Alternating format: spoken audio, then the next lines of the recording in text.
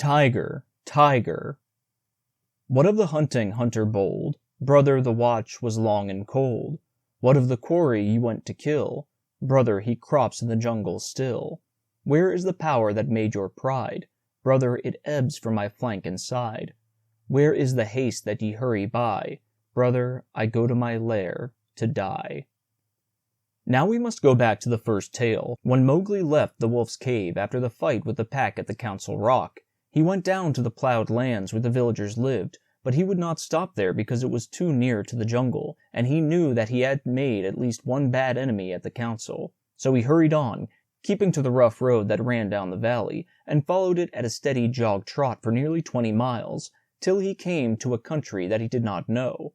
The valley opened out into a great plain dotted over with rocks and cut up by ravines. At one end stood a little village, and at the other the thick jungle came down in a sweep to the grazing grounds and stopped there as though it had been cut off with a hoe. All over the plain cattle and buffaloes were grazing, and when the little boys in charge of the herd saw Mowgli, they shouted and ran away, and the yellow pariah dogs that hang about every Indian village barked.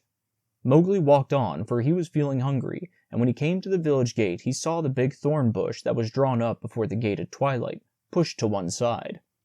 "Umph," he said, for he had come across more than one such barricade in his night rambles after something to eat. "So men are afraid of the people of the jungle here also."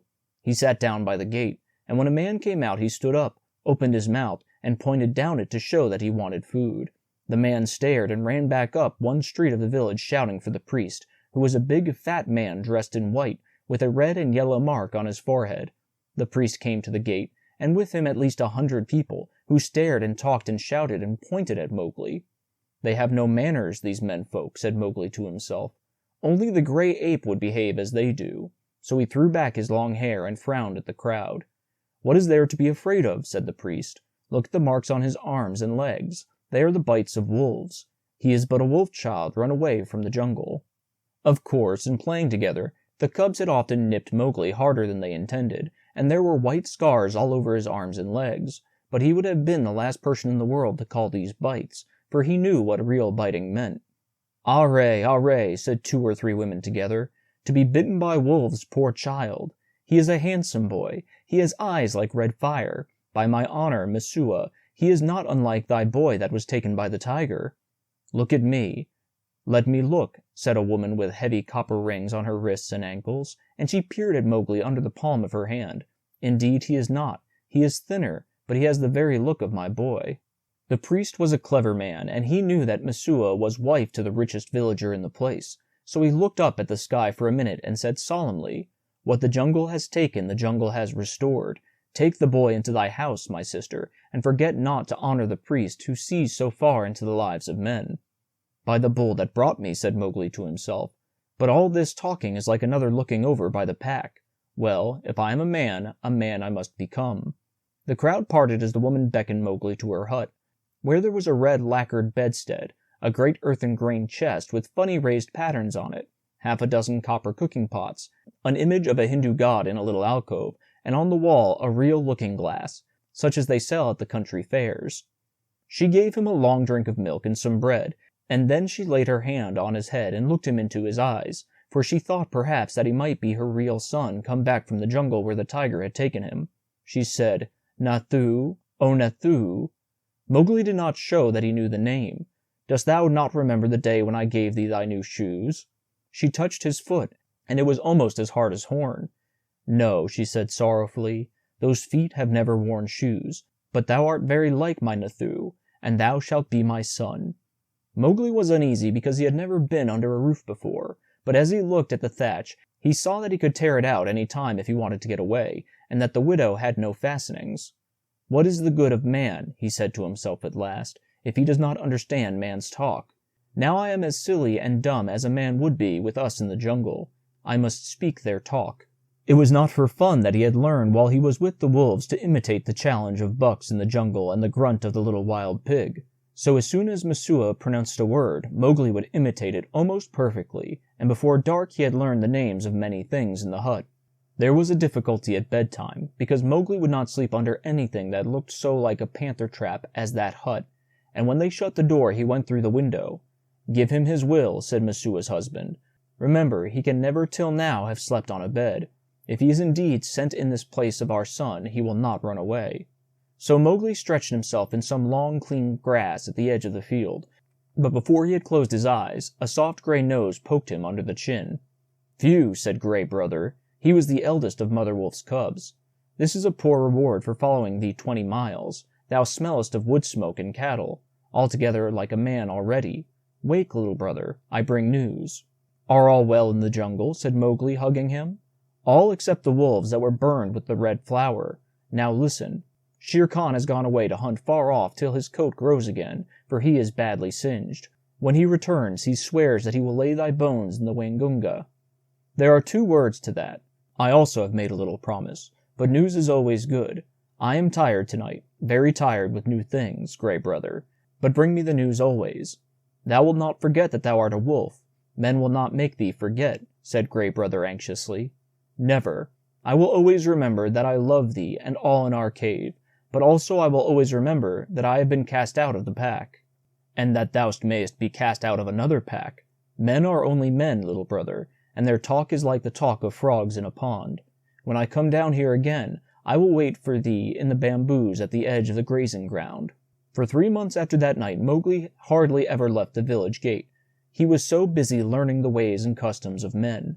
First he had to wear a cloth round him, which annoyed him horribly, and then he had to learn about money, which he did not in the least understand, and about plowing, of which he did not see the use. Then the little children in the village made him very angry. Luckily, the law of the jungle had taught him to keep his temper, for in the jungle life and food depend on keeping your temper.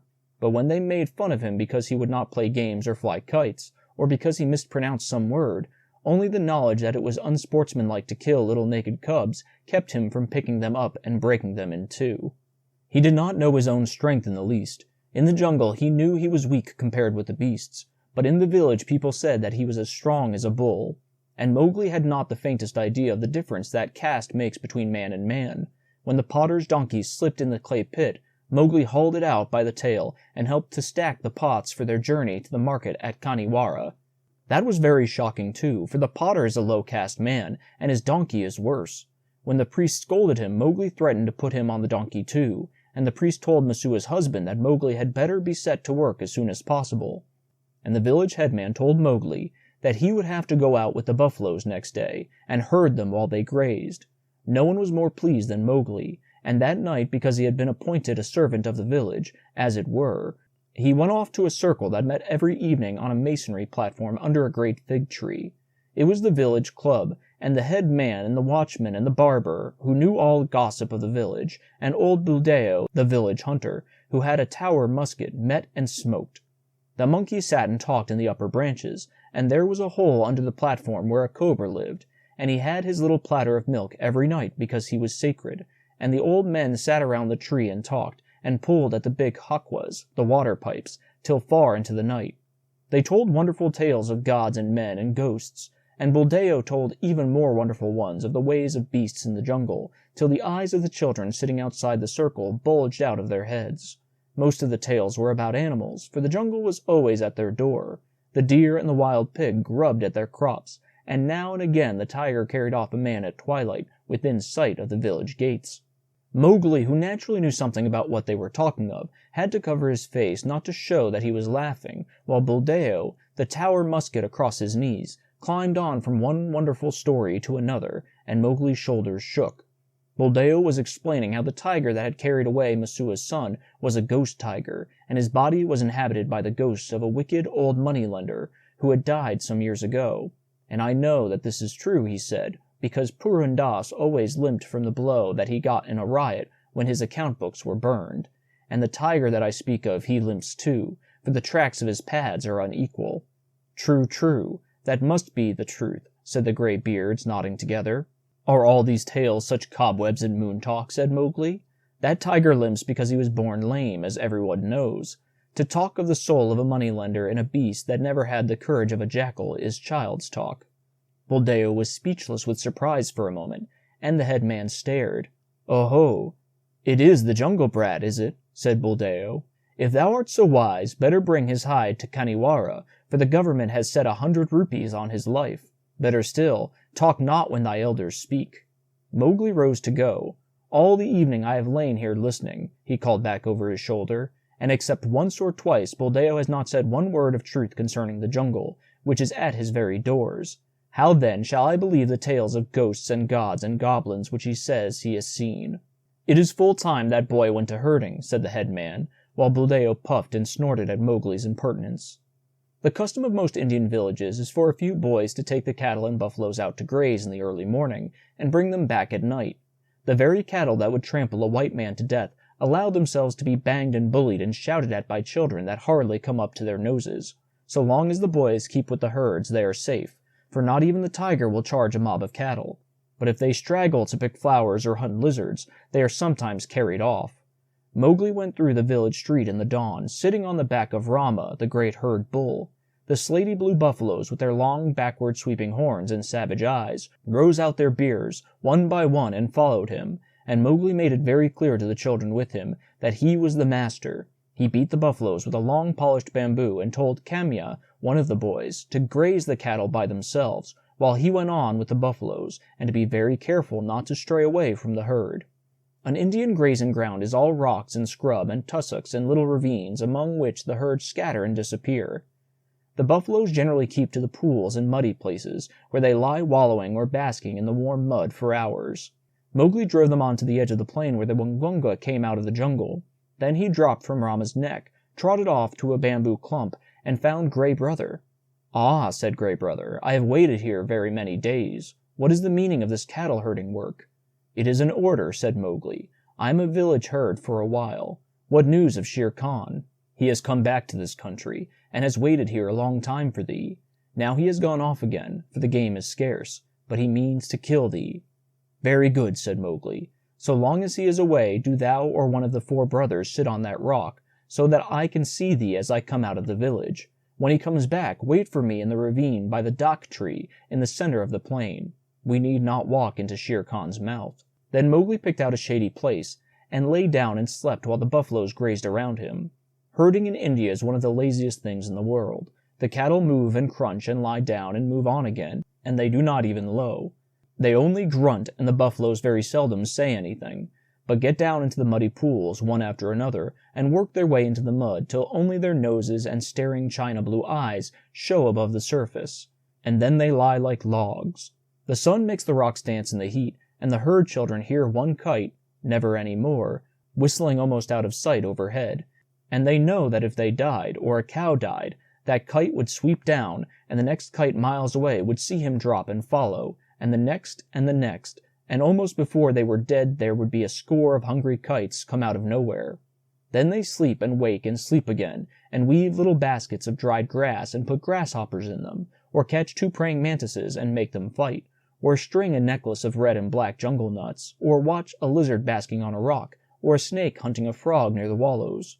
Then they sing long, long songs with odd native quavers at the end of them, and the day seems longer than most people's whole lives, and perhaps they make a mud castle with mud figures of men and horses and buffaloes, and put reeds into the men's hands, and pretend that they are kings and the figures of their armies, or that they are gods to be worshipped. Then evening comes, and the children call, and the buffaloes lumber out of the sticky mud, with noses like gunshots going off one after the other, and they all string across the gray plain, back to the twinkling village lights. Day after day Mowgli would lead the buffaloes out of their wallows, and day after day he would see Gray Brother's back 1.5 miles away across the plain, so he knew that Shere Khan had not come back, and day after day he would lie on the grass listening to the noises around him, and dreaming of old days in the jungle. If Shere Khan had made a false step with his lame paw up in the jungles by the Wangwanga, Mowgli would have heard him in those long, still mornings.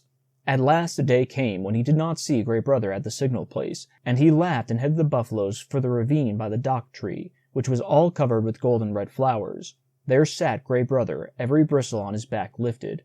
"He has hidden for a month to throw thee off thy guard. He crossed the ranges last night with Tabaqui, hot foot on thy trail," said the wolf, panting. Mowgli frowned. "I'm not afraid of Shere Khan, but Tabaqui is very cunning." "Have no fear," said Gray Brother, licking his lips a little. "I met Tabaqui in the dawn. Now he is telling all his wisdom to the kites, but he told me everything before I broke his back. Shere Khan's plan is to wait for thee at the village gate this evening, for thee and no one else. He is lying up now, in the big dry ravine of the Waingunga. Has he eaten today, or does he hunt empty? Said Mowgli, for the answer meant life and death to him. He killed at dawn a pig, and he has drunk too. Remember, Shere Khan could never fast, even for the sake of revenge. Oh, fool, fool! What a cub's cub it is! Eaten and drunk too, and he thinks that I shall wait till he has slept. Now where does he lie up? If there were but 10 of us, we might pull him down as he lies. These buffaloes will not charge unless they wind him, and I cannot speak their language. Can we get behind his track so they may smell it? He swam far down the Waingunga to cut that off, said Great Brother. Tabaqui told him that, I know. He would never have thought of it alone. Mowgli stood with his finger in his mouth, thinking. The big ravine of the Waingunga, that opens out on the plain not half a mile from here. I can take the herd round through the jungle to the head of the ravine, and then sweep down, but he would slink out at the foot. We must block that end. Grey Brother, canst thou cut the herd in 2 for me? Not I, perhaps, but I have brought a wise helper. Great Brother trotted off and dropped into a hole. Then there he lifted a huge grey head that Mowgli knew well, and the hot air was filled with the most desolate cry of all the jungle, the hunting howl of a wolf at midday. Akela! Akela! Said Mowgli, clapping his hands. I might have known that thou wouldst not forget me. We have a work in hand. Cut the herd in 2, Akela. Keep the cows and calves together, and the bulls and the plough buffaloes by themselves. The 2 wolves ran, ladies' chain fashion, in and out of the herd, which snorted and threw up its head and separated into 2 clumps. In one the cow buffaloes stood with their calves in the center, and glared and pawed readily, if a wolf would only stay still, to charge down and trample the life out of him. In the other the bulls and the young bulls snorted and stamped, but though they looked more imposing, they were much less dangerous, for they had no calves to protect. No 6 men could have divided the herd so neatly. What orders? Panted Akela. They are trying to join again. Mowgli slipped onto Rama's back. Drive the bulls away to the left, Akela. Grey Brother, when we are gone, hold the cows together, and drive them into the foot of the ravine. How far? Said Grey Brother, panting and snapping. Till the sides are higher than Shere Khan can jump, shouted Mowgli. Keep them there till we come down. The bulls swept off as Akela bade, and Grey Brother stopped in front of the cows. They charged down on him, and he ran just before them to the foot of the ravine, as Akela drove the bulls far to the left. Well done. Another charge, and they are fairly started. Careful now, careful, Akela. A snap too much, and the bulls will charge. Hoo-jah! This is wilder work than driving black buck. Didst thou think these creatures could move so swiftly? Mowgli called. I have hunted these 2 in my time, gasped Akela in the dust. Shall I return them into the jungle? Aye, turn. Swiftly turn them. Rama is mad with rage. Oh, if I could only tell him what I need of him today. The bulls were turned to the right this time, and crashed into the standing thicket. The other herd children, watching the cattle half a mile away, hurried to the village as fast as their legs could carry them, crying that the buffaloes had gone mad and run away. But Mowgli's plan was simple enough. All he wanted to do was make a big circle uphill and get at the head of the ravine, and then take the bulls down it and catch Shere Khan between the bulls and the cows, for he knew that after a meal and a full drink Shere Khan would not be in any condition to fight or to clamber up the sides of the ravine. He was soothing the buffaloes now by voice, and Akela had dropped far to the rear, only whimpering once or twice to hurry the rear guard. It was a long, long circle, for they did not wish to get too near the ravine and give Shere Khan warning. At last Mowgli rounded up the bewildered herd at the head of the ravine on a grassy patch which sloped steeply down to the ravine itself. From that height you could see across the tops of the trees down to the plain below, but what Mowgli looked at was the sides of the ravine, and he saw with a great deal of satisfaction that they ran nearly straight up and down, while the vines and creepers that hung over them would give no foothold to a tiger who wanted to get out. Let them breathe, Akela, he said, holding up his hand. They have not winded him yet. Let them breathe. I must tell Shere Khan who comes. We have him in the trap. He put his hands to his mouth and shouted down the ravine. It was almost like shouting down a tunnel, and the echoes jumped from rock to rock. After a long time there came back the drawling, sleepy snarl of a full-fed tiger just wakened. Who calls? Said Shere Khan, and a splendid peacock fluttered up out of the ravine, screeching. I, Mowgli, cattle thief. It is time to come to the council rock. Down, hurrying them down, Akela. Down, Rama, down. The herd paused for an instant at the edge of the slope, but Aquila gave tongue in the full hunting yell, and they pitched over one after the other, just as steamers shoot rapids, the sand and stones spurting up round them. Once started, there was no chance of stopping, and before they were fairly in the bed of the ravine, Rama winded Shere Khan and bellowed. "Ha ha!" said Mowgli on his back. "Now thou knowest." And the torrent of black horns, foaming muzzles, and staring eyes whirled down the ravine just as boulders go down in flood time. The weaker buffaloes being shouldered out to the sides of the ravine, where they tore through the creepers. They knew what the business was before them, the terrible charge of the buffalo herd against which no tiger can hope to stand. Shere Khan heard the thunder of their hoofs, picked himself up, and lumbered down the ravine, looking from side to side for some way of escape. But the walls of the ravine were straight, and he had to hold on, heavy with his dinner and his drink, willing to do anything rather than fight. The herd splashed through the pool which he had just left, bellowing till the narrow cut rang. Mowgli heard an answering blow from the foot of the ravine, saw Shere Khan turn. The tiger knew if the worst came to the worst, it was better to meet the bulls than the cows with their calves. And then Rama tripped, stumbled, and went on again over something soft, and, with the bulls at his heels, crashed full into the other herd, while the weaker buffaloes were lifted clean off their feet by the shock of the meeting. That charge carried both herds out into the plain, goring and stamping and snorting. Mowgli watched his time, and slipped off Rama's neck, laying about him right and left with his stick. "Quick, Aquila! Break them up! Scatter them, or they will be fighting one another! Drive them away, Aquila! Hi, Rama! Hi, hi, hi! My children! Softly now, softly! It is all over." Aquila and Gray Brother ran to and fro, nipping the buffalo's legs, and though the herd wheeled once to charge up the ravine again, Mowgli managed to turn Rama, and the others followed him to the wallows.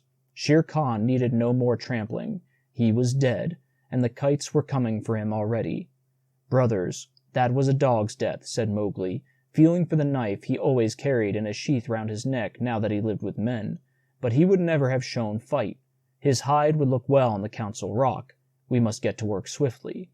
A boy trained among men would never have dreamed of skinning a 10-foot tiger alone, but Mowgli knew better than anyone else how an animal's skin is fitted on, and how it can be taken off. But it was hard work, and Mowgli slashed and tore and grunted for an hour, while the wolves lolled out their tongues, or came forward and tugged as he ordered them. Presently a hand fell on his shoulder, and looking up he saw Buldeo with the Tower musket. The children had told the village about the buffalo stampede, and Buldeo went out angrily, only too anxious to correct Mowgli for not taking better care of the herd. The wolves dropped out of sight as soon as they saw the man coming. "What is this folly?" said Buldeo angrily. "To think that thou canst skin a tiger! Where did the buffaloes kill him? Is it the lame tiger too? And there's 100 rupees on his head. Well, well, we will overlook thy letting the herd run off, and perhaps I will give thee one of the rupees of the reward when I have taken the skin to Khanhiwara." He fumbled in his waistcloth for flint and steel, and stooped down to singe Shere Khan's whiskers. Most native hunters always singe a tiger's whiskers to prevent his ghost from haunting them. "Hum," said Mowgli half to himself as he ripped back the skin of the forepaw. "So thou wilt take the hide to Kararana for the reward, and perhaps give me 1 rupee? Now it is in my mind that I need the skin for my own use. Heh! Old man, take away that fire." "What talk is this to the chief hunter of the village? Thy luck and the stupidity of thy buffaloes have helped thee to this kill. The tiger has just fed, or he would have gone 20 miles by this time. Thou canst not even skin him properly, little beggar brat, and forsooth I, Buldeo, must be told not to singe his whiskers. Mowgli, I will not give thee 1 anna of the reward, but only a very big beating. Leave the carcass." "By the bull that bought me," said Mowgli, who was trying to get at the shoulder, "must I stay babbling to an old ape all noon? Here, Aquila, this man plagues me." Buldeo, who was stooping over Shere Khan's head, found himself sprawling on the grass with a gray wolf standing over him, while Mowgli went on skinning as though he were alone in all India. "Yes," he said between his teeth. "Thou art altogether right, Buldeo. Thou wilt never give me 1 anna of the reward. Here is an old war between this lame tiger and myself, a very old war, and I have won." To do Buldeo justice, if he had been 10 years younger, he would have taken his chance with Aquila had he met the wolf in the woods. But a wolf who obeyed the orders of this boy, who had private wars with man-eating tigers, was not a common animal. It was sorcery, magic of the worst kind, thought Buldeo, and he wondered whether the amulet around his neck would protect him. He lay as still, expecting every minute to see Mowgli turn into a tiger too. "Maharaj! Great king," he said at last in a husky whisper. "Yes," said Mowgli, without turning his head, chuckling a little. "I am an old man. I did not know that thou wast anything more than a herd's boy. May I rise up and go away, or will thy servant tear me to pieces? Go, and peace go with thee. Only another time do not meddle with my game. Let him go, Akela." Buldeo hobbled away to the village as fast as he could, looking back over his shoulder in case Mowgli should change into something terrible. When he got to the village, he told a tale of magic and enchantment and sorcery that made the priest look very grave. Mowgli went on with his work, but it was nearly twilight before he and the wolves had drawn the great gay skin clear of the body.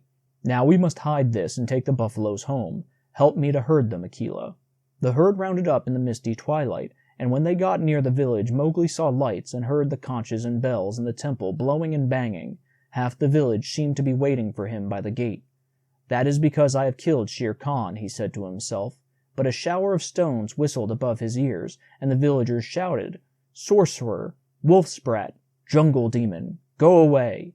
Get hence quickly, or the priest will turn thee into a wolf again! Shoot, Buldeo, shoot!" The old tower musket went off with a bang, and a young buffalo bellowed in pain. "More sorcery!" shouted the villagers. "He can turn bullets! Buldeo, that was thy buffalo!" "Now what is this?" said Mowgli, bewildered as the stones flew thicker. "They are not unlike the pack, these brothers of thine," said Akela, sitting down composedly. "It is in my head that, if bullets mean anything, they would cast thee out." "Wolf! Wolf's cub! Go away!" shouted the priest, waving a sprig of the sacred tulsi plant. "Again? Last time it was because I was a man. This time it is because I am a wolf. Let us go, Akela."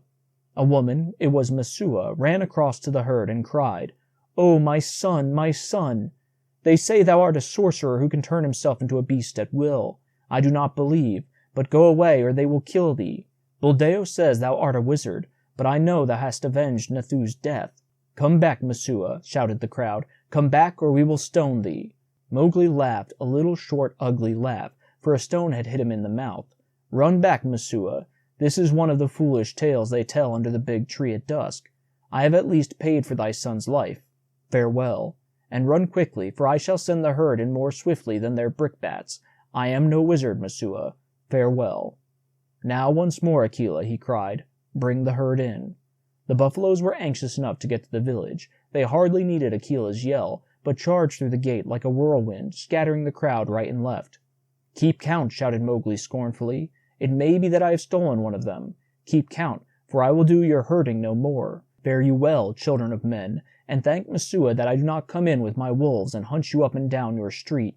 He turned on his heel and walked away with the lone wolf, and as he looked up at the stars he felt happy. "No more sleeping in traps for me, Akela. Let us get Shere Khan's skin and go away. No, we will not hurt the village, for Messua was kind to me." When the moon rose over the plain, making it look all milky, the horrified villagers saw Mowgli with 2 wolves at his heels and a bundle on his head, trotting across at the steady wolf's trot that eats up the long miles like fire.